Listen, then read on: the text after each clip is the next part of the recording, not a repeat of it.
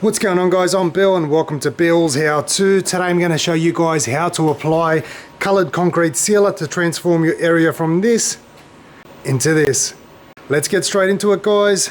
Let's do this. So today I'm going to show you how to apply a concrete sealer. Now, whether it's a clear sealer that you're applying or a coloured one, it's going to be the exact same process. We've got a previously sealed area, but you can see there it's all patchy everywhere. The clear sealer lasted about 2 years and it's now time to reseal it. So I'm going to completely change the colour of it by simply adding some tint to the clear sealer, and that's going to give me a nice clean new finish. The first thing we need to do is simply pressure wash this whole area, make sure it's all nice and clean, no dirt, no grease, no bird droppings, make sure it's all nice and clean, and then we're going to leave it for a couple days and get started on our sealing process. Now, if you haven't got a pressure washer, you can use a regular garden hose with a broom and just scrub that down, make sure it's all nice and clean.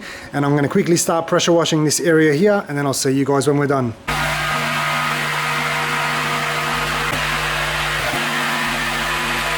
So once the concrete's been pressure washed, we're going to let it sit for about 3 to 4 days to completely dry out. Then we're going to come back and get straight into sealing it.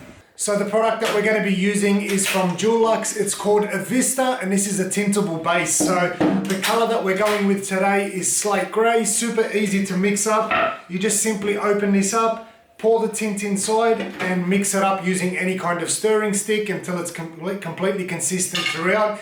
Depending on the surface that you're working on, if it's a smooth concrete area, you can get away with a 10 or 11 mil nap roller, but this one's a textured stamped concrete, so we're going to be using a 22 mil nap roller. It's going to allow you to get a lot more product out there onto the concrete and also fill in all those little divots.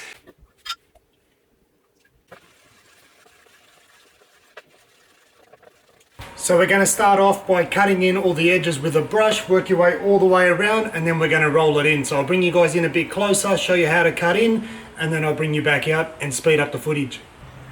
So work one direction and go back the other way, especially if it's a textured area. That way you're going to make sure that you fill in all those little divots. Bring it out just wide enough so that you can roll up to the edge without getting a mess all over the edge of your work here. You don't want to overload your brush because this is pretty runny and it's very, very easy to work with. If you put a little bit of pressure, it'll push out that material and help you get it right to the edge and fill in all those little divots. So we're going to continue this all the way around, and then I'll show you guys how easy it is to roll it.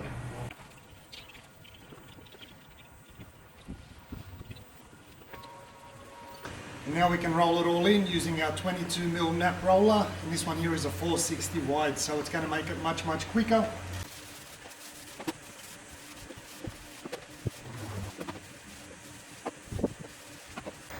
So once the first coat's complete, we're going to let this one here dry off probably about 4 to 8 hours, and then we're going to come back, repeat the process for a second coat, and then I'll show you guys what it ends up looking like once we're done. And once it's all done, this here is the finished product. So we've got an awesome transformation here simply by applying a coloured concrete sealer. One of the easiest DIY projects that you can do yourself from home. I'm going to quickly go through some common questions that people will have regarding applying a concrete sealer.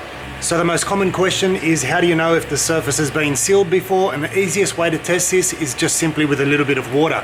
So if you take a hose or a little bucket, make sure that you get your hands a little bit wet.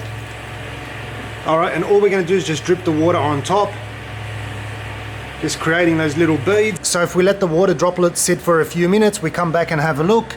You can see here these water droplets have completely disappeared. They've been absorbed into the surface because this one here is not sealed. And if we have a look at our concrete sealed surface here, you can see the water simply beading on top. So it's not allowing it to penetrate and absorb into that surface. So we know this one here is a sealed surface and this one here isn't. So the next most common question is, can you apply a concrete sealer on top of paint, and can you apply paint on top of a concrete sealer? And the answer for both of those is no. They simply won't adhere, so trust me, I've tried a whole range of different experiments in the past to see if we can get them to stick, and they simply don't stick. It doesn't adhere properly and it'll come off once you pressure wash it or with a little bit of wear and tear. So what you need to do is completely remove the previous coating in order to put your new coating on, and there's two main ways that you can do this. You can do it chemically and you can do it mechanically. So chemically means using strippers, which are very harsh to breathe in. They're very expensive and they're very messy. I never recommend using a chemical. Mechanically is hands down the best alternative. So you can sandblast it, you can grind it, you can even use ones with little ball bearings to remove that top surface. It all depends on the texture that you've got on your concrete and what you're applying on next. So chemically and mechanically are the only two options to strip all the old existing coating, but mechanically is the best way to do it. Another common question is how long do you have to wait after pressure washing before you can apply your sealer? This is very important to do. If you don't let the concrete dry completely, it'll start bubbling as the moisture tries to escape from the concrete. So the best way to do it is leave it for a few days to dry, and then you want to do a moisture test. The easiest way to do a moisture test is you get any little clear piece of plastic, put it on top of that surface that you've just cleaned up, and you want to just simply mask that one there down. So just take some masking tape, seal it all off. So once you've got that clear plastic taped off, you let it sit for about 2 to 3 hours, come back, peel it all off, and all you want to look for is any moisture on that plastic there. If the moisture is still in the concrete, it's going to try and escape and it'll sit on this little piece of plastic here. If you see moisture, let it dry for a couple more hours or another day or so until you've got no more moisture and it's nice and clear when you peel it off. So another common question is how long after sealing the concrete can it get wet, can it be walked on, and can it be driven on? So generally speaking, after about 3 to 4, even 6 hours to be safe, it can then have some rain on it. So if you're expecting rain in the afternoon, you apply your sealer in the morning, you've got no issues whatsoever.